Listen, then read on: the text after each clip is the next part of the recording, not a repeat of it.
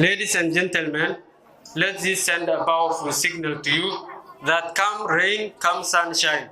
We are going to be the best students Baidoa has ever had. Ladies and gentlemen, we should always ask ourselves what we can give to our country rather than always asking for help from society or from our authorities. We are the change we have been waiting to see in Baidoa's education for both economic and social development. Ladies and gentlemen, I have nothing more to say. I'm engulfed with the excitement this special day has brought to us the 2022 team. Ladies and gentlemen, I thank you all for the undivided attention you have shown as I have delivered this speech.